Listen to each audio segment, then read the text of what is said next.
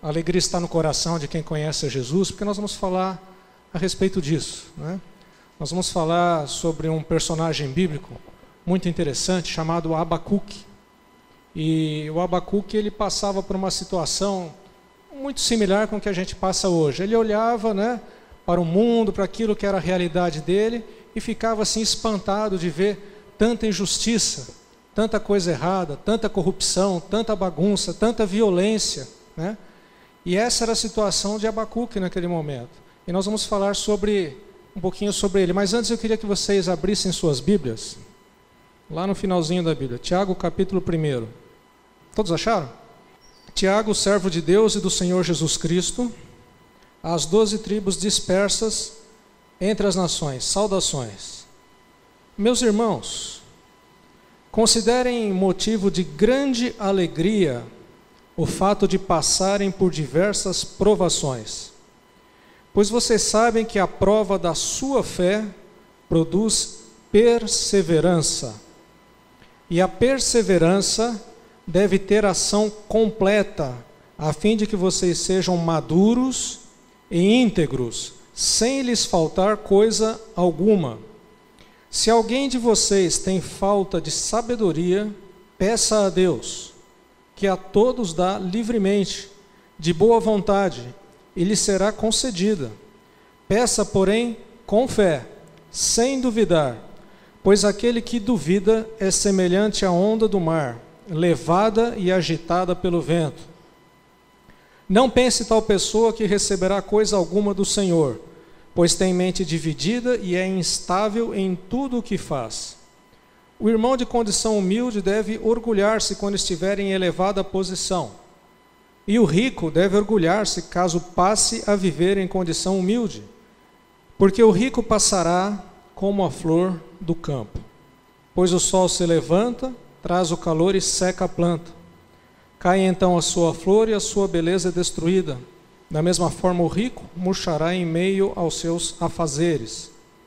Feliz é o homem que persevera na provação, porque depois de aprovado receberá a coroa da vida, que Deus prometeu aos que o amam. Amém? É difícil esse texto, né? Não difícil de entender, mas difícil de você concordar com ele, né? Tem por motivo de grande alegria o passardes por diversas provações. E provação está ligada com perseverança. À medida em que você passa pela provação, a provação tem o propósito de, provando a sua fé, produzir perseverança. Por que que você precisa de perseverança? Por que que nós precisamos de perseverança? Pergunta para a pessoa que está do seu lado. Por que você precisa de perseverança? Versículo 12. Feliz é o homem que persevera na provação, porque depois de aprovado receberá a coroa da vida. Você precisa de perseverança, porque somente no final é que você receberá a coroa da vida. Esse é o motivo da nossa alegria. Quando nós cantamos aqui que nós estamos alegres, que nós somos felizes, é porque mesmo passando por provações, mesmo passando por circunstâncias difíceis, complicadas, nós sabemos que no final receberemos a coroa da vida. Parece fácil, não parece? Mas esse processo é onde muito cristão desiste na sua caminhada. Tem muito cristão que desiste no meio do caminho. Por quê? Porque faltou a perseverança. Faltou a perseverança. Nós vamos falar sobre isso, né? O final do nosso, já estou antecipando o final, vai ser sobre isso, sobre a perseverança. Aquele que perseverar até o final, receberá a coroa da vida. Nós somos provados na nossa fé. Todas as circunstâncias pelas quais nós passamos são uma provação para que nós aprendamos a perseverar e com isso nós desenvolvamos a nossa fé. Nós precisamos de fé. E a fé é a certeza das coisas que nós não vemos. Então, se a fé é uma coisa abstrata, a fé em si já é um conceito abstrato. E ela fala de uma coisa mais abstrata ainda, que a gente não está vendo, que é aquilo que a gente está almejando, que a gente está pedindo, que a gente está querendo e não está vendo. Isso torna mais difícil ainda. Mas Deus, na sua infinita misericórdia, Ele nos manda o quê? Provações. Para que a gente consiga materializar os nossos objetivos. Você está entendendo como é que funciona? Quem não tem fé, quem tem dificuldade em conseguir fé, em entender o que é fé, em vivenciar a fé, em experimentar a fé, em manifestar a fé, seja o termo que você quiser, quem tem dificuldade, porque Deus te ama tanto, vai permitir, vai te fazer passar por diversas provações. Você é capaz de entender isso? E no meio dessa provação, aí a gente lê esse texto e fala assim: tende por motivo de grande alegria o passardes por diversas provações, porque Deus te ama, e é por causa dessas provações que Deus está te dando, é que você vai ter condições de perseverar e desenvolver a sua fé. Amém? A fé é um exercício constante. É um exercício constante. O próximo capítulo dos casais vai ter exercício, né? Físico. Tem gente que nem eu, por exemplo, que faz exercício, né? Metodicamente de vez em quando, né? Mas eu sou assim bem rígido, né? É bem de vez em quando mesmo. Eu não falho. A fé não pode ser exercitada dessa forma. Se eu exercitasse a minha fé da mesma forma como eu exercito o meu físico, Deus ia demonstrar o seu amor por mim um pouco mais e me dar mais provações. Mas nós precisamos aprender a exercitar a nossa fé. Quando você estiver passando por uma provação, estiver passando por uma circunstância difícil, aprenda um segredo. Aprenda um segredo. Não olhe para as circunstâncias. Olhe para Jesus. Mantenha os seus olhos fixos naquele que é o autor e o consumador da sua fé. Não desvie os seus olhos de Jesus. A tendência quando você passa por uma provação, por uma circunstância difícil, é você abaixar os seus olhos, tirar a sua visão, parar de olhar para Jesus e olhar para as circunstâncias que estão cercando você. E não tem nenhuma provação maior do que o nosso Deus. Amém? Eu não sei qual é a situação difícil que você passa, você certamente passa porque Deus está aperfeiçoando a sua fé. Eu não sei qual é, você talvez não saiba a minha, mas você pode ter certeza de uma coisa: a sua provação, por maior que seja, é menor do que o poder de Deus. Então, se Deus permitiu que você entrasse nessa provação, Ele está do teu lado, para te conduzir junto com Ele para fora dela. É difícil, né? A gente às vezes está falando assim: nossa, né, que nem eu cheguei aqui, né? Nossa, a semana foi difícil, né? Foi complicado, várias coisas aconteceram, tal. E aí você chega aqui na casa do Senhor, começa a cantar, e por alguns instantes, você me corrija se eu estiver errado, mas por alguns instantes, parece que aquelas provações, aqueles problemas, sumiram. Não é verdade? Mentira ou é verdade?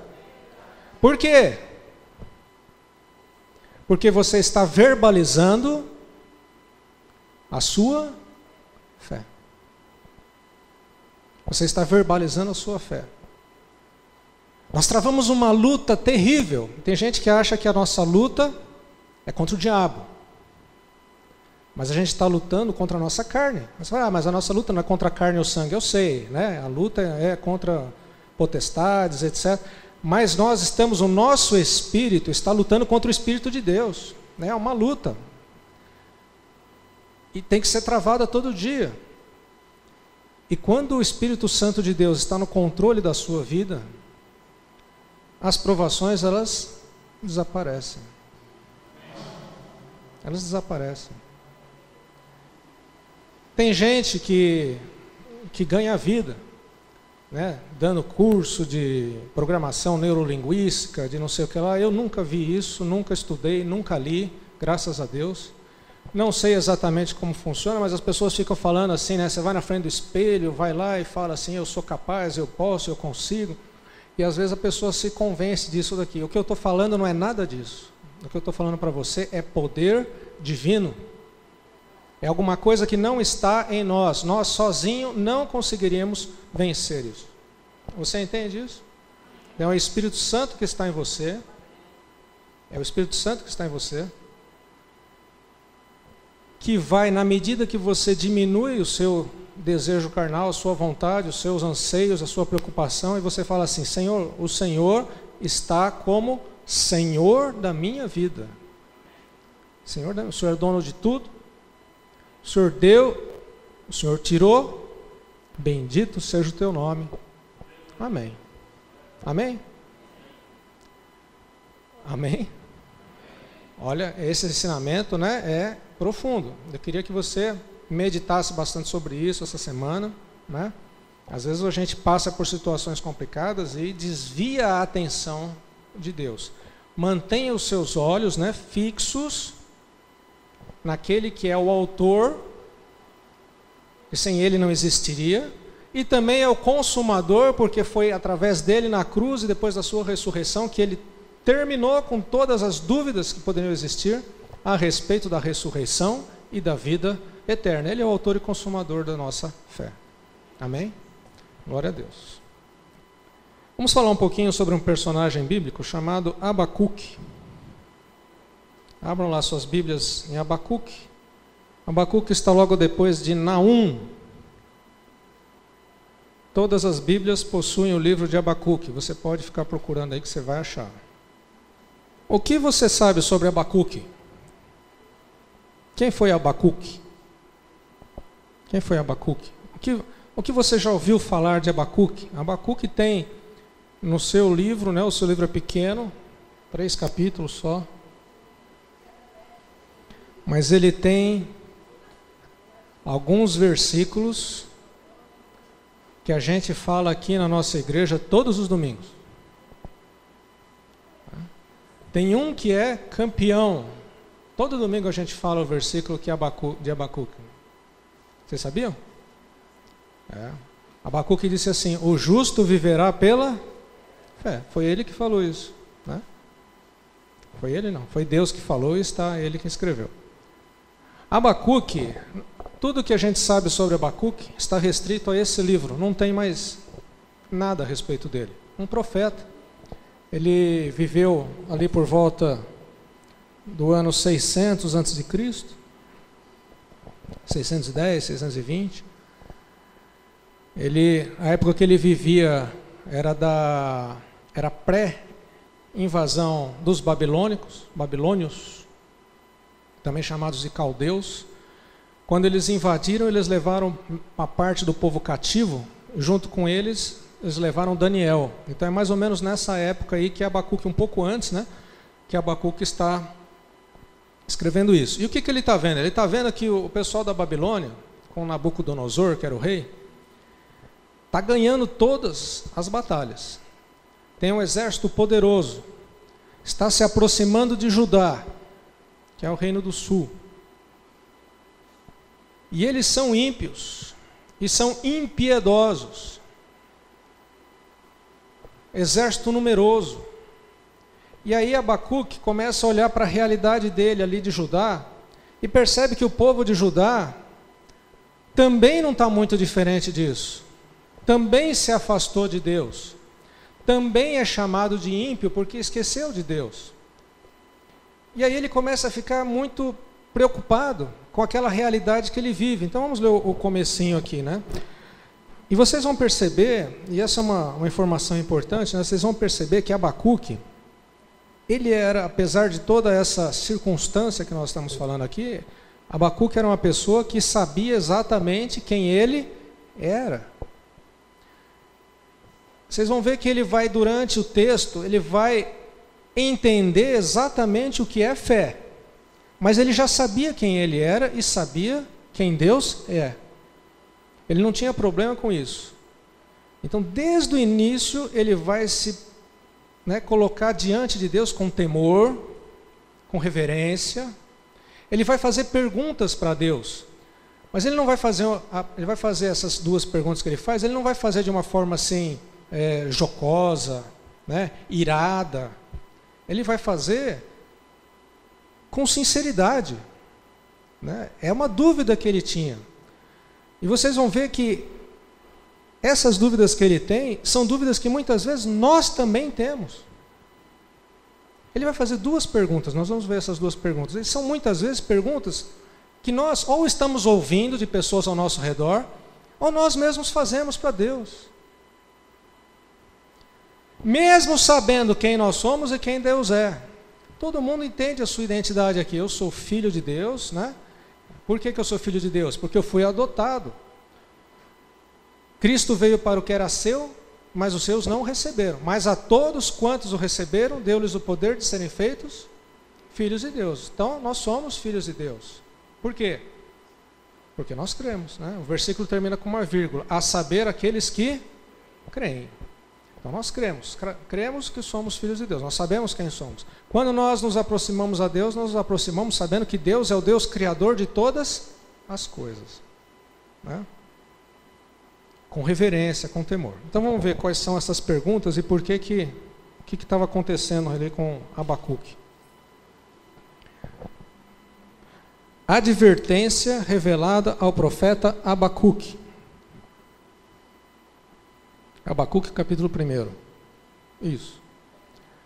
O oráculo que o profeta Abacuque... Bonito, O oráculo. Bonito. Alguma outra versão também fala sentença de Deus dada ao profeta Abacuque. Então, oráculo é alguma coisa que vai acontecer, uma revelação. E essa revelação é uma sentença. Minha tradução fala que é uma advertência que Deus vai dar para Abacuque. Então Abacuque começa assim: até quando, Senhor, clamarei por socorro, sem que tu me ouças? Alguém já fez uma oração semelhante assim a Deus? Até quando, Senhor, clamarei? Clamarei por socorro, sem que tu me ouças. Não precisa responder, Mas a gente sabe que no nosso íntimo, muitas vezes a gente ora assim a Deus. Até quando gritarei a ti violência, sem que tragas salvação? Por que me fazes ver a injustiça e contemplar a maldade? A destruição e a violência estão diante de mim. Há luta e conflito por todo lado. Por isso a lei se enfraquece e a justiça nunca prevalece. Os ímpios prejudicam os justos, e desta forma a justiça é pervertida. Qual que é a pergunta aí de Abacuque para Deus? Com base nisso que nós lemos aí. Ele está com uma dúvida ali, Ele começa a perguntar: até quando, Senhor, clamarei por socorro? Mas ele tem uma inquietação no coração dele que não está revelada de forma explícita. E qual que é? Vocês conseguem perceber? O que está acontecendo, a gente leu nesse texto? Que não é muito diferente do que está acontecendo hoje, Não é muito diferente, Você liga a televisão lá, você vê isso que está acontecendo. Às vezes não precisa nem ligar a televisão, você sai na rua. Ele está questionando o quê? Tem violência, O que mais? Maldade. Destruição, contendas. Qual é a inquietação que está no íntimo dele? Presta atenção que você vai entender. Fala, Michel. Por que o senhor não me tira daqui, não me salva, Mas tem alguma coisa assim no íntimo dele, vamos ver se você consegue perceber, né? Por que eu insisto nessas coisas? Porque às vezes a gente chega aqui e fala, você aceita e esquece logo em seguida. Mas na medida que você entende, né, a tendência é que você não esqueça isso nunca mais. Amém? Por isso que a gente insiste, né, nas perguntas. Então, até quando, Senhor, clamarei por socorro sem que tu me ouças? E ele começa a descrever, né, violência, né, injustiça, maldade, destruição, está tudo diante de mim, a luta, conflito por todo lado, a lei não é cumprida, né, a justiça nunca prevalece, os ímpios prejudicam os justos. Qual que é a inquietação de Abacuque? O coração de Abacuque, ele está preocupado com isso, com os perversos, com os ímpios. Faz alguma coisa, Senhor. Esses caras são muito ruins, de impiedade, de iniquidade, né? Que não é nada diferente do que nós estamos vivendo hoje, né? Aquilo já tinha tomado uma dimensão global, né? É que nem hoje. Hoje a violência é uma coisa global. Você liga a televisão, você vê. Um dia a gente estava chorando porque nós vimos a imagem de um menino de 3 anos, se não me engano, que foi encontrado morto lá na praia, um menino sírio, né?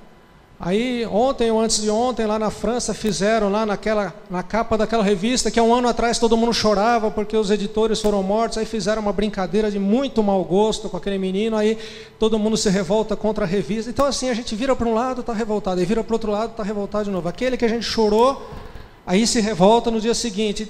A gente olha para todos os lados e a pergunta que ele faz é a seguinte: Deus, cadê o Senhor? Cadê o Senhor? Todas essas coisas acontecendo, os ímpios triunfando, né, os ímpios pisando nos justos, os justos sofrendo, e cadê o Senhor? Rompeu, ele deve estar pensando assim, Abacuque, né? Rompeu a barragem que tinha resíduos ali, né? Ali perto de Judá, né? Tinha barragem ali, chamava Mariana, né? E aí rompeu e veio, destruiu tudo. Cadê o Senhor? Né? É isso que está na cabeça dele. É isso que a gente ouve dos nossos colegas, dos nossos amigos. Olha, está acontecendo tanta desgraça, tanta tragédia, tanto problema, tanta impiedade, é tanta gente má. Você vai ali no YouTube, você vê o cara cortando o pescoço, cortando a cabeça do outro. Em nome de nada. Em nome de nada. E a pergunta é, como que Deus permite que essas coisas aconteçam? Vocês entenderam? Então havia uma inquietação no coração de Abacuque, e Abacuque era um cara que sabia quem ele era, sabia quem Deus era, ele não tinha dúvida nenhuma da existência de Deus, tanto que ele vai perguntar para quem? Para Deus. Deus, cadê o Senhor? O Senhor está vendo todas essas coisas que estão acontecendo aqui? E aí ele relata algumas, e essa inquietação muitas vezes está no nosso coração. É verdade ou mentira? Amém? Muitas vezes está no nosso coração. Então a gente sabe quem nós somos, sabemos quem Deus é, e a gente fica com essa inquietação. Mas por que essas coisas acontecem? E aí Deus vai responder na sequência aqui, ó. Ele colocou um problema, né? Qual que era o problema que ele colocou? Ó, o povo está violento, está se afastando de ti. O povo que nos cerca, que são os caldeus, mais violento ainda, nem conhece o Senhor, são ímpios. E aí Deus vai falar o seguinte para ele: olhem as nações e contemplem-nas. Fiquem atônitos e pasmem, pois nos dias de vocês farei algo em que não creriam se lhes fossem contado. Olha, Abacuque, eu estou trazendo os babilônios, que é uma nação cruel e impetuosa. Isso é Deus falando. que marcha por toda a extensão da terra para apoderar-se de moradias que não lhe pertencem. Então eles são cruéis, impetuosos, são ladrões, né, porque eles vão se apropriar de coisas que não lhes pertencem. É uma nação apavorante e temível, que cria a sua própria justiça e promove a sua própria honra. Os seus cavalos são mais velozes que os leopardos mais ferozes, que os lobos no crepúsculo. Sua cavalaria vem de longe, seus cavalos vêm a galope, vêm voando como ave de rapina, no sentido que eles são rápidos, né? Não é que os cavalos vêm voando, não, é que eles são rápidos. Todos vêm prontos para a violência. Isso é Deus que está falando, hein? A descrição dos babilônios, né? Suas hordas avançam como o vento do deserto, fazendo tantos prisioneiros como a areia da praia. Toda vez que você ouvir essa expressão, né, como a areia da praia, significa o quê? Muita gente. Não dá para você contar, né? Você começa a contar e aí perdeu. Vai começar de novo e não dá. É muita gente. Menosprezam os reis, ou seja, não tem respeito nenhum pela soberania dos outros povos. Zombam dos governantes. Irmãos, está muito parecido com o que a gente vê hoje. Sabe o que um terrorista faz? Você sabe o que um terrorista faz? O terrorista faz isso, ó. Menosprezam os reis e zombam dos governantes. Porque ele não respeita a soberania do outro povo, não respeita a lei de outro país. Então nós estamos muito parecidos. Riem de todas as cidades fortificadas, pois constroem rampas de terra e por elas as conquistam. Depois passam como vento e prosseguem, homens carregados de culpa e que têm por Deus a sua própria força. O que significa isso? Tem por Deus a sua própria força. Hã? Não entendi. Fala. Acreditam somente em si mesmos, e não pior do que isso. Eles acreditam muito neles, né? Acreditam muito neles. A fé que eles têm é neles, no poder deles. Você viu a descrição do exército, dos cavalos, da velocidade, da maldade deles? Então é confiado nisso que eles estão avançando. E o que Deus falou com esse texto aqui? Qual foi a resposta de Deus para Abacuque? Eu estou trazendo os babilônios. O povo de Judá vai ser levado como escravo. Os babilônios vão tomar conta de Judá. Isso é uma coisa terrível, né?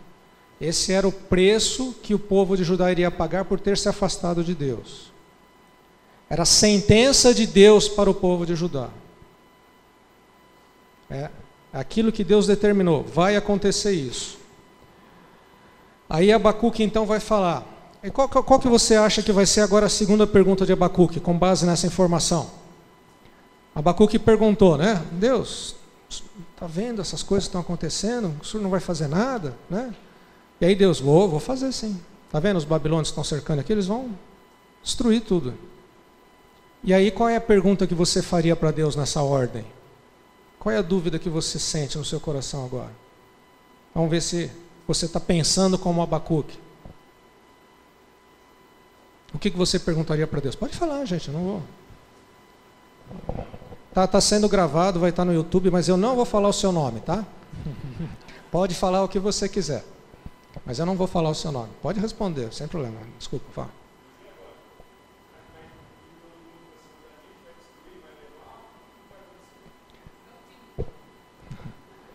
Isso daí já está mais ou menos implícito, né? Mas aí surgiu uma dúvida na cabeça de Abacuque, com isso que Deus falou. Abacuque vai receber aquela notícia, lógico, ele vai ficar contrariado, vai ficar triste, né? Mas aí surge uma dúvida, mas Senhor... Não, por quê? Porque Deus vai fazer assim, ponto, né? A pergunta dele é assim, Senhor, mas o Senhor vai usar um povo ímpio para fazer a tua vontade? O Senhor vai usar os babilônios, eles são um povo ímpio. Eles não acreditam no Senhor. O Senhor vai usar ímpios para destruir aqueles que são um pouco menos ímpios? Qual que era a intenção de Abacuque? Cadê os advogados aqui? Qual que era a intenção de Abacuque? Tentar barganhar, negociar alguma coisa com Deus. Pergunta: alguém aqui já tentou barganhar ou negociar alguma coisa com Deus? Sim ou não? Percebem como esse cidadão Abacuque tem muito a ver com a gente? Né? Ele viu a solução que Deus ia dar e falou: poxa vida, mas Deus, não tem um outro jeito, não tem outro caminho, será necessário passar por isso? Vai ser uma tribulação muito grande, né? Vai ser uma tristeza, porque vai ser gente levada como escrava, famílias vão ser separadas, gente vai morrer. O nosso rei, coitado do rei Joaquim, né, vai ser levado cativo, tão novinho, assumiu o trono há pouco tempo, não teve nem tempo de fazer nada, vai ser levado como cativo.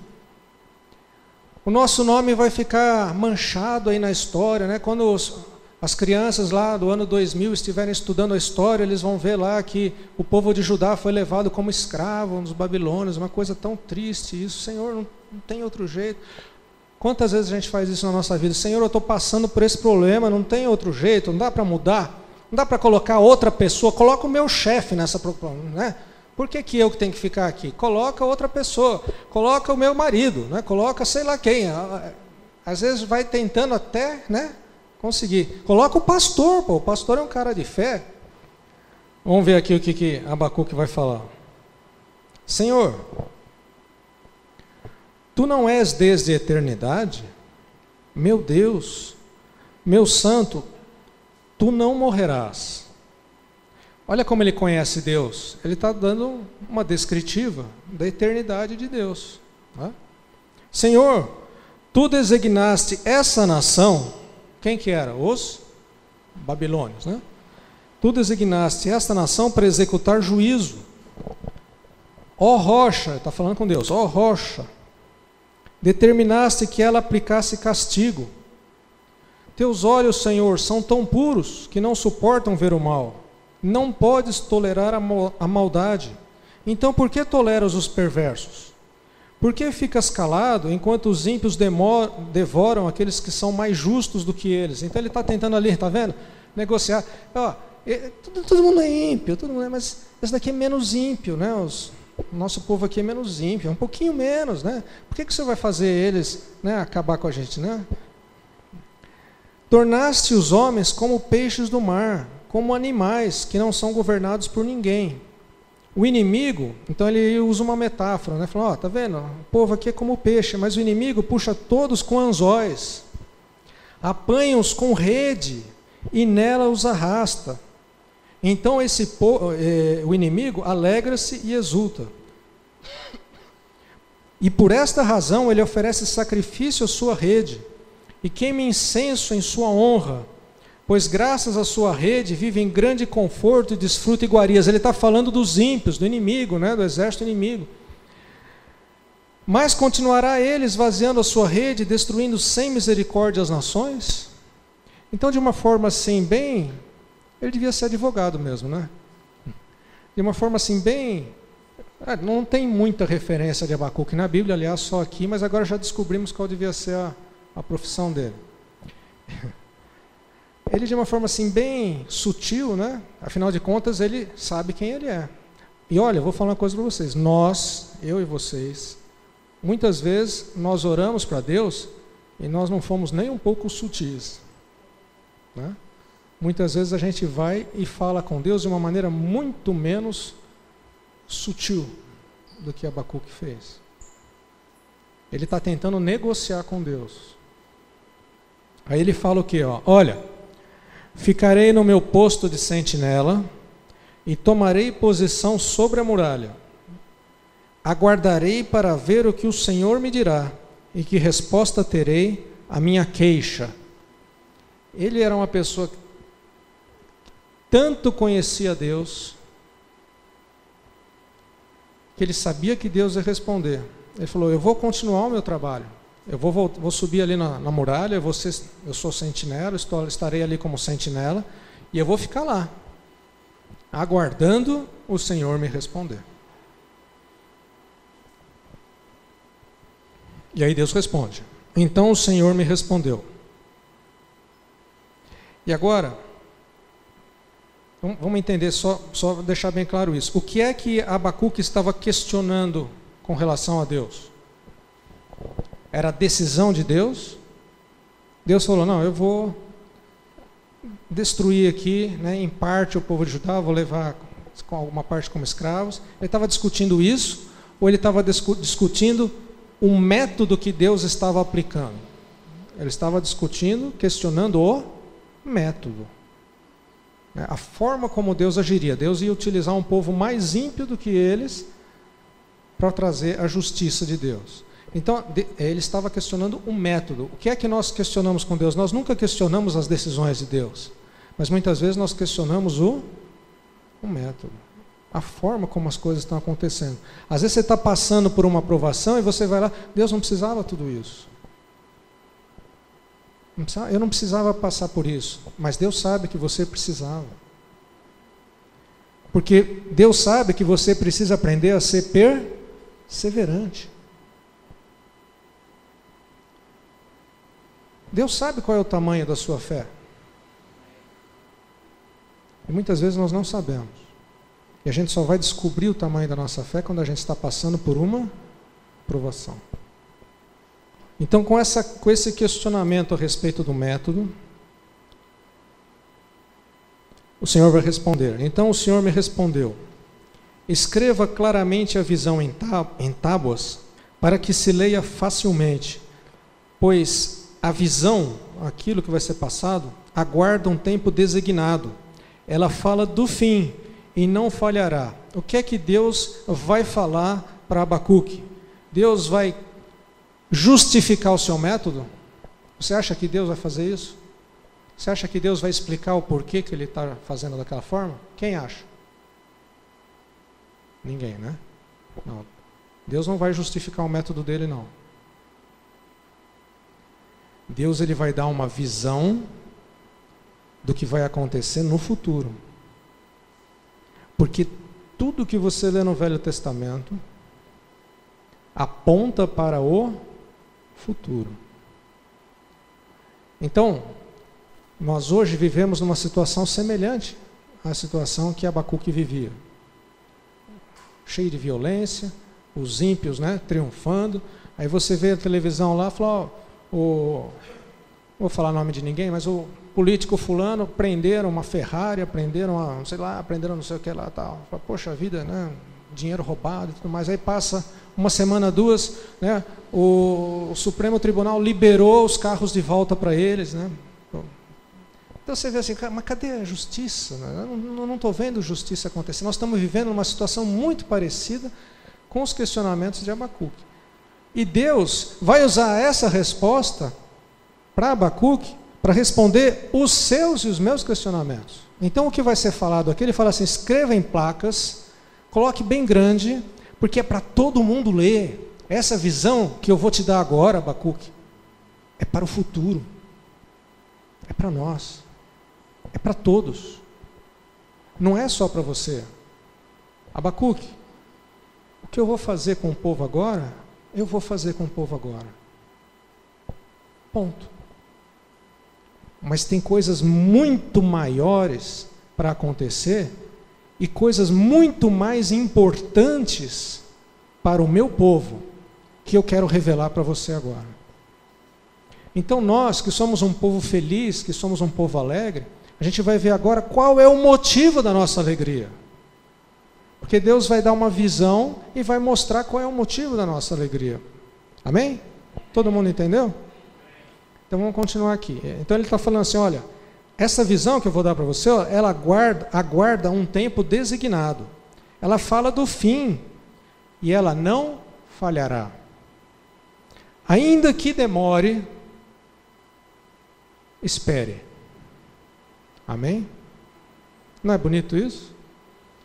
Tem tanta gente que fala assim, poxa vida, mas está demorando para Deus manifestar o seu juízo, a sua justiça. Mas ainda que demore, espere. É o tempo de Deus. Deus não está limitado ao nosso tempo, né? A gente sabe que um dia para Deus são como? 1000 anos. Tem essa limitação de tempo. Ainda que demore, aguarde, porque ela certamente virá, e ela não se atrasará. Amém? Por que ela não tardará, ela não se atrasará? Porque Deus tem o tempo certo para a colheita dele. Amém? Ele sabe qual é o tempo. Qual é a colheita do Senhor? A sua igreja. Deus sabe qual é o tempo certo. Ele vai vir e resgatar a sua igreja. Amém. Isso mesmo. Escreva: o ímpio está envaidecido. O que é uma pessoa envaidecida? O que é uma pessoa envaidecida? O que é envaidecida? É aquele que vai ladeira abaixo, envaidecida. Não.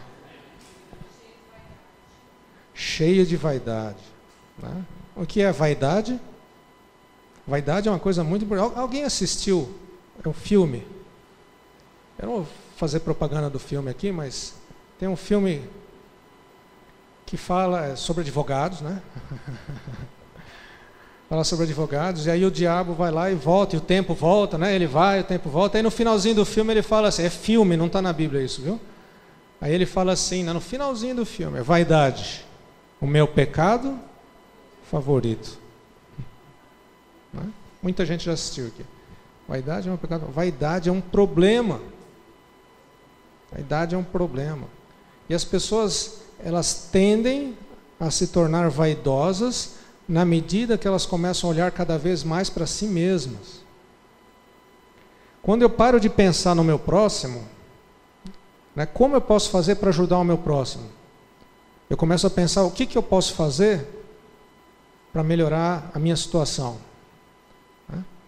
Aí você começa a pensar em você. Não, eu posso aplicar o dinheiro em mim, eu posso aplicar conhecimento em mim, eu posso aplicar tempo em mim. Deus fala o seguinte, dê a sua vida pelo seu irmão. Ame o seu próximo como se fosse você mesmo. Então a vaidade é justamente o oposto daquilo que Deus espera que a gente faça. E aqui ele começa assim falando, olha, o ímpio está envaidecido, os seus desejos não são bons. E aí você vai riscar, né, marcar na sua Bíblia, mas o justo viverá pela fé. Apesar desse momento, dessa situação, apesar de você ver que os ímpios estão envaidecidos, só pensam neles mesmos, né? É aquela quantidade de pessoas egoístas assim monstruosa em todo lugar, ao seu redor, às vezes até dentro de casa, na televisão, aonde você vai é só egoísmo, vaidade. Mas aí ele fala assim, ainda tem gente justa. Ainda tem gente justa. E o justo vai passar por esse período, vai perseverar por esse período, vivendo pela fé. Qual é o segredo para a gente passar pelo período de provação que nós passamos? Vivendo pela fé. Então, Deus está falando aqui, olha, o ímpio está envaidecido, os desejos não são bons, mas tem gente justa. E o justo vai perseverar, porque o justo viverá pela fé. De fato, a riqueza é ilusória. O ímpio é arrogante e não descansa. Ele é voraz como a sepultura e como a morte. O ímpio nunca se satisfaz. Isso, a gente poderia ficar horas falando a respeito disso. O ímpio nunca se satisfaz. Sabe a pessoa que comprou uma cadeira? Agora eu vou poder sentar nessa cadeira, né? Vou assistir televisão nessa cadeira. Aí senta na cadeira. Poxa vida. Se eu tivesse 2 cadeiras, que aí eu poderia colocar o pé, né, na outra cadeira. Eu queria tanto ter 2 cadeiras. Aí vai lá e consegue, compra a segunda cadeira. Aí vai, senta e põe. Agora sim, né? Agora sim. Puxa vida, podia ser uma poltrona em vez de 2 cadeiras, porque aí eu reclinava. A cadeira é dura. Aí ele compra a poltrona. Aí ele reclina. E no que ele reclina, a televisão ficou aqui.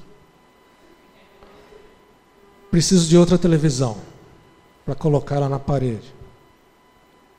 Aí vai e compra a televisão. Aí deitou assistindo televisão. Mas está tanto calor aqui.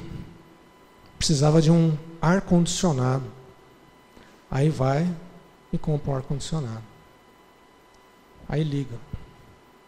Nossa, mas esse ar-condicionado é tão forte que está frio aqui, preciso de uma sala maior. E cada vez querendo mais. Nunca se satisfaz. Essa característica do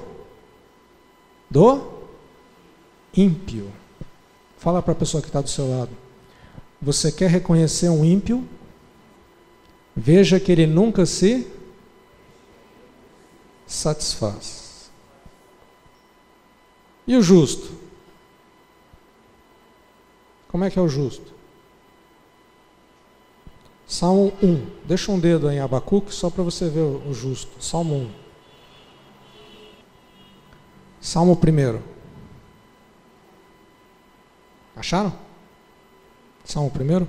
Como é feliz aquele que não segue o conselho dos ímpios, que não imita a conduta dos pecadores, que é a mesma coisa de ímpios, que não se assenta na roda dos zombadores, escarnecedores, que é a mesma coisa de ímpios.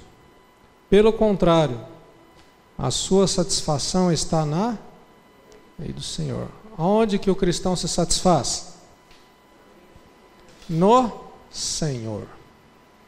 Nós somos pessoas satisfeitas, plenas. Sabe o que é uma pessoa plena? É a pessoa que não precisa de mais nada. Plena. Lá em Tiago nós vimos que o nosso objetivo é chegar na maturidade, na plenitude. É chegar no momento em que você fala assim: poxa vida, a graça de Deus me basta. Não preciso de mais nada. Porque eu busco primeiramente o reino de Deus e a sua justiça. Nada me falta. Amém? Nós somos satisfeitos por Deus, porque nós buscamos primeiramente o seu reino e a sua justiça, a sua salvação. O ímpio é a pessoa que está sempre insatisfeita, nunca está feliz, todo dia tem um problema, todo dia tem alguma coisa contrariando o seu coração. Vocês conhecem alguém assim? Você chega e vai conversar com a pessoa e a pessoa todo dia tem um problema diferente. Consegue, todo dia tem alguma coisa diferente, nunca está feliz, nunca está satisfeito. O que está faltando para essa pessoa? Está faltando nascer de novo, né? Amém. Ele está falando aqui, do ímpio. Nunca se satisfaz, apanha para si todas as nações e ajunta para si todos os povos. Todos esses povos um dia rirão dele com canções de zombaria e dirão: ai daquele que amontoa bens roubados e enriquece mediante extorsão. O que Deus está falando aqui? Que vai chegar um dia, todos esses povos, um dia, então vai chegar um dia em que a justiça de Deus será feita. A gente está conversando, acho que foi essa semana, né, Bruno? Estava conversando sobre o ano aceitável do Senhor, né? Ele perguntou o ano aceitável do Senhor, e eu lembrei da passagem de Isaías que fala o ano aceitável do Senhor e o dia do juízo. Então, o ano aceitável do Senhor é uma coisa eterna. O juízo é um dia. Vai ser feito aquele juízo, só naquele momento, né? E o que vai acontecer ali? Todos esses povos um dia rirão com canções de zombaria, rirão dos ímpios, né? E dirão: ai daquele que amontoa bens roubados, enriquece mediante extorsão. Até quando isso continuará assim? Não se levantarão de repente os seus credores, não se despertarão os que fazem tremer? Agora você se tornará vítima deles, porque você saqueou muitas nações. Todos os povos que restaram os saquearão. Pois você derramou muito sangue e cometeu violência contra a terra, cidades e seus habitantes. Ai daquele que obtém lucros injustos para sua casa, para pôr seu ninho no alto e escapar das garras do mal. Você tramou a ruína de muitos povos, envergonhando sua própria casa e pecando contra a sua própria vida. Pois as pedras clamarão da parede e as vigas responderão do madeiramento contra você. Ai daquele que edifica uma cidade com sangue e a estabelece com crime. Acaso não virá o Senhor dos exércitos com o trabalho dos povos, seja só para satisfazer o fogo, e que as nações se afadiguem em vão? Mas a terra se encherá do conhecimento da glória do Senhor, como as águas cobrem o mar. Vai chegar um dia em que, após o juízo de Deus, a terra vai se encher da glória de Deus, da mesma forma como as águas cobrem o mar. Você consegue imaginar isso? É uma metáfora, lógico, mas você consegue imaginar, né? A glória de Deus, né? Cobrindo toda a terra. Ai daquele que dá bebida ao seu próximo, misturando com a sua vingança, até que fique bêbado, para lhe contemplar a nudez. Beba bastante vergonha, em vez de glória. Ele está falando isso para o ímpio, né? Ele não está falando para a gente, né? Está falando para o ímpio. Sim, beba você também e exponha-se. Exponha-se aqui no original está falando a respeito de vomitar, né? De você cair, né? De tanto que você bebeu. A taça da mão direita do Senhor é dada a você. Muita vergonha cobrirá a sua glória.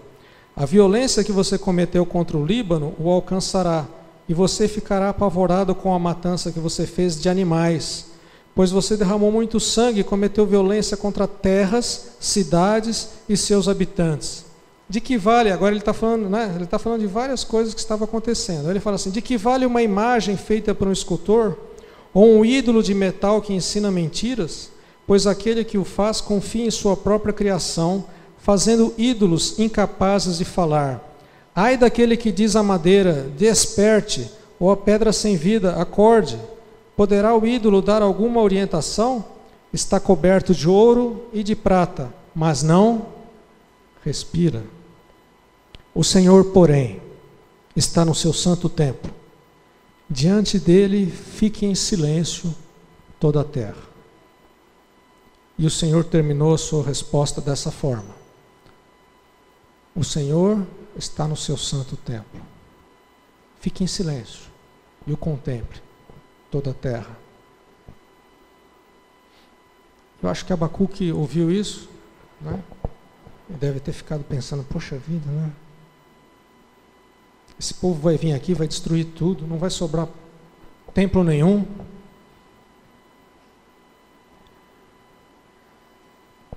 Não vai ser reconstruído, mas depois Jesus eles vão vir e vão destruir de novo. Ele não sabia disso. De que templo será que Deus estava falando? Será que Deus estava falando de um templo construído por mãos humanas? O Senhor está no seu santo templo. O que Deus estava falando para Abacuque? No meio de tudo aquilo que está para acontecer, ele fala: olha, eu não abandono o meu povo. O Senhor permanece no templo. E toda a terra vai contemplar isso em silêncio. Quem é o templo do Senhor? Falar para a pessoa que está do seu lado, fala assim: você é o templo do Espírito Santo. O Senhor não nos abandonou. Apesar de tudo aquilo que está para acontecer, ele está falando no futuro, mas aí ele fala no presente: o Senhor está no seu santo templo. Vai vir situações difíceis? Virão circunstâncias difíceis? Sim, cada vez mais difíceis. Mas o Senhor está no seu santo templo. O Senhor não te abandona. O Senhor não abandona você. Fala para a pessoa que está do seu lado: o Senhor não te abandona. O Senhor está no seu santo templo. Muita coisa vai acontecer. Muita coisa vai acontecer. O Senhor, porém, está no seu santo templo. E Abacuque entendeu isso. Abacuque entendeu. E aí ele fala assim: olha, Senhor, ouvi falar da tua fama. E você vai perceber por que ele entendeu. Senhor, ouvi falar da tua fama. Tremo diante dos teus atos, Senhor. Realiza de novo. E olha como ele fala assim, tanto ele tinha entendido que ele traz agora para o presente. Realiza, Senhor, em nossa época, as mesmas obras. Faze-as conhecida em nosso tempo. Em tua ira, lembra-te da misericórdia. Deus veio de Temã. O Senhor, o Santo, veio do monte Parã. Sua glória cobriu os céus e o seu louvor encheu a terra. Seu resplendor era como a luz do sol. Raios lampejavam de sua mão, onde se escondia o seu poder. Pragas iam adiante dele, doenças terríveis seguiam os seus passos. Ele parou e a terra tremeu. Olhou e fez estremecer as nações. Montes antigos se desmancharam, colinas antiquíssimas se desfizeram. Os caminhos deles são eternos. Vi a aflição das tendas de Cuxã, tremiam as cortinas das tendas de Midian.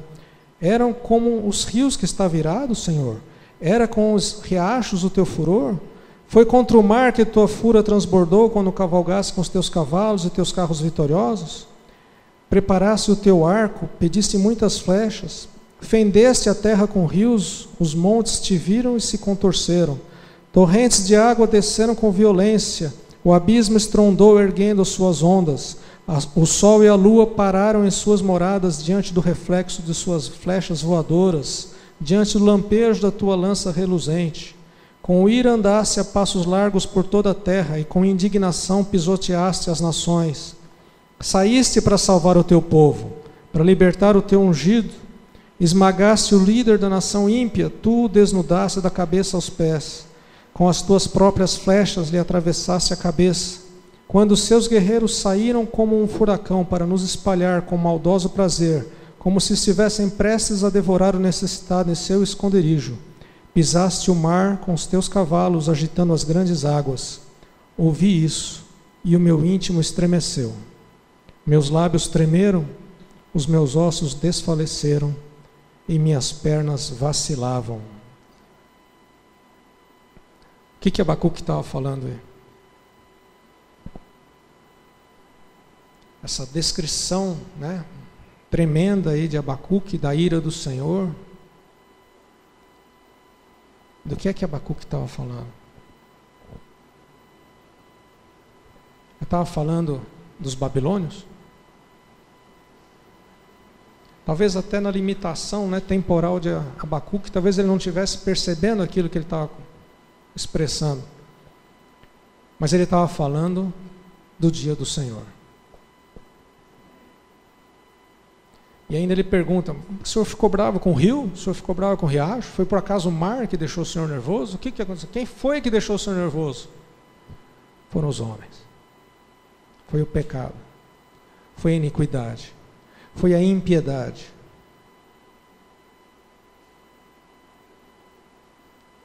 É isso que trará o juízo de Deus.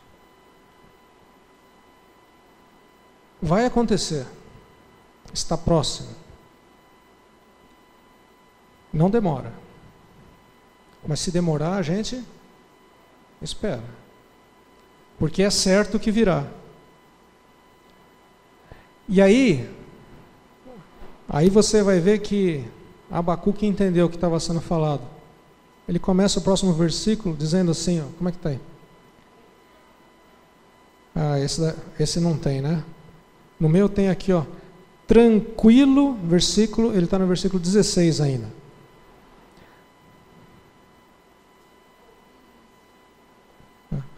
Tranquilo esperarei o dia da desgraça que virá sobre o povo que nos ataca. Tranquilo esperarei pelo juízo do Senhor. Mesmo não florescendo a figueira, não havendo uvas nas videiras, mesmo falhando a safra de azeitonas, mesmo não havendo produção de alimento nas lavouras, nem ovelhas no curral, nem bois nos estábulos, ainda assim eu exultarei no Senhor e me alegrarei no Deus da minha salvação. O Senhor, o soberano, é a minha força. Ele faz os meus pés como o do servo, faz-me andar em lugares altos. Ele está falando assim, olha, eu vou passar por situações muito mais difíceis do que eu estou passando agora. É isso que ele está falando. E mesmo durante essas situações, eu vou aguardar tranquilo.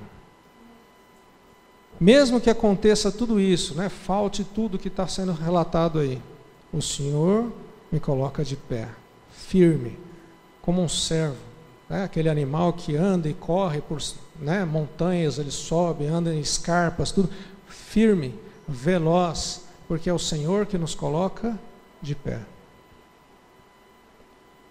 E se você for pensar, o motivo da alegria dele não é que ele vai ver os ímpios ali passando por dificuldade e ele está andando ali todo, né? O Senhor está me sustentando. Eu estou feliz por causa disso, porque eu estou vendo, né? Que está todo mundo passando por dificuldade, mas eu não.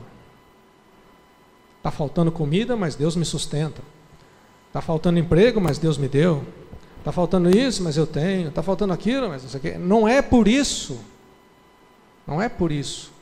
Ele está feliz porque ele sabe que no final de tudo, quando houver o juízo do Senhor, ele vai permanecer de pé. A gente não tem que estar preocupado com o período que nós estamos aqui agora, com a nossa vida agora. Isso vai de encontro, tá certo? De encontro? Contra, né? Vai contra aquilo que é pregado em muitas igrejas, irmãos. Em que é pregado que você tem que ser próspero aqui. Você é próspero porque você tem a vida eterna. Você é próspero porque nada te falta. Você é próspero porque você é tranquilo, é feliz, porque você deita e logo pega no sono, porque só tu, o Senhor, me fazes repousar seguro. Você não fica ali com preocupação à noite, porque você crê no Senhor. Você tem fé. Vai vir muita coisa, mas no final, você vai permanecer de pé. Amém? Nós precisamos aprender a viver pela fé. Deus fala ali, né? Tudo isso vai acontecer, já estava acontecendo, vai acontecer, mas o justo permanecerá, porque ele viverá pela fé. E a fé é a certeza das coisas que a gente não vê. Você tem que crer. Crer. Que Jesus morreu na cruz pelos seus pecados. Você tem que crer que no terceiro dia ele ressuscitou. Tinha gente que estava com Jesus, viu ele morrer, viu ele ressuscitado e não acreditava. Viu e não acreditava. E aí pediu para ver a mão. E aí Jesus fala assim: você viu? Depois que você viu a mão furada, você creu? Muito mais felizes são aqueles que não precisam ver e creem. Eu e você. Nós somos felizes. Nós somos um povo alegre. Não é porque a gente não passa por tribulação, porque a gente passa por tribulação. A gente é feliz e alegre porque a gente sabe qual é o motivo que está passando pela tribulação. É para a gente aprender a perseverar. É para a gente aprender a viver pela fé. A gente vive pela fé. Você tem que acreditar. É isso que nos torna diferentes, felizes, alegres. A certeza de que no fim de tudo nós estaremos com Jesus no reino dos céus. Amém? Essa certeza é a base da sua fé. Você não tem a sua fé alicerçada na sua cura. Você não tem a sua fé alicerçada numa promessa que alguém te fez, numa revelação, numa experiência. Essas coisas nos ajudam a crescer, mas a sua fé está alicerçada na cruz de Jesus, no sacrifício, na obediência e na ressurreição. Amém? Muitos virão, e daqui para frente vai ficar cada vez pior. Muitos virão tentar nos confundir na nossa fé, tentar acrescentar elementos alienígenas, não de ET, estou falando de estranho, diferente, de fora, externo, colocar coisas que não fazem parte do Evangelho. E vão tentar colocar isso para que você fique preocupado com essas coisas, para que você comece a crer mais nas coisas que são externas do que naquilo que é o coração da sua fé. Então esteja atento. Esteja atento. Leia a Bíblia. Estude a palavra. Vai começar o grupo aí de estudo. Curso bíblico. Já tem data para começar? Dia 31 de janeiro. Excelente oportunidade. Eles vão começar com o princípio, né? Gênesis. É uma excelente oportunidade para você estar aprendendo mais. Poxa vida, eu quero aprender mais. Participe, né, dos grupos de estudo que tem na casa da Tânia e do Marcão, né? Vai ter na casa da Kate e do Vitor, na casa do Bruno e da Laira. Participe, se envolva, porque você conhecer a Deus, ter intimidade com Deus, vai fazer com que a sua fé seja cada dia renovada. Amém? Feche seus olhos, curve a sua cabeça. Deixa o Espírito Santo falar com você agora. Durante alguns instantes, preste atenção nessas palavras que vão ser faladas agora. Eu vou ler um salmo. E deixa o Espírito Santo ministrar no seu coração durante a leitura desse salmo. É um salmo de Davi. Um homem segundo o coração de Deus. Um homem, segundo a gente viu domingo passado, o profeta Natan falou para ele: Davi, faz o que você quiser, porque seja lá o que for que você fizer, Deus estará contigo. Davi, naquele momento, já quase no final da sua vida, Davi era um homem totalmente guiado pelo Espírito Santo de Deus. E ele disse assim, ó, coloquei toda a minha esperança no Senhor. Ele se inclinou para mim e ouviu o meu grito de socorro. Ele me tirou de um poço de destruição, de um atoleiro de lama, pôs os meus pés sobre uma rocha e firmou-me no local seguro. Pôs um novo cântico na minha boca, um hino de louvor ao nosso Deus. Muitos verão isso e temerão e confiarão no Senhor. Como é feliz o homem que põe no Senhor a sua confiança e não vai atrás dos orgulhosos, dos que se afastam para seguir falsos deuses. Senhor meu Deus, quantas maravilhas tens feito! Não se pode relatar os planos que preparaste para nós. Eu queria proclamá-los e anunciá-los, mas são por demais numerosos. Sacrifícios e oferta não pedes, mas abres os meus ouvidos. Holocaustos e ofertas pelo pecado não exigiste. Então eu disse, aqui estou. No livro está escrito a meu respeito. Tenho grande alegria em fazer a tua vontade, ó meu Deus. A tua lei está no fundo do meu coração. Eu proclamo as novas da justiça na grande assembleia. Como sabes, Senhor, não fecho os meus lábios. Não oculto no coração a tua justiça. Falo da tua fidelidade e da tua salvação. Não escondo da grande assembleia a tua fidelidade e a tua verdade. Não me negues a tua misericórdia, Senhor. Que o teu amor e a tua verdade sempre me protejam, pois incontáveis problemas me cercam. As minhas culpas me alcançaram e já não consigo ver, mais numerosos que os cabelos da minha cabeça, e o meu coração já perdeu o ânimo. Agrada-te, Senhor, em libertar-me, apressa-te, Senhor, a ajudar-me. Sejam humilhados e frustrados aqueles que procuram tirar minha vida. Retrocedam desprezados os que desejam a minha ruína. Fiquem chocados com sua própria desgraça os que zombam de mim.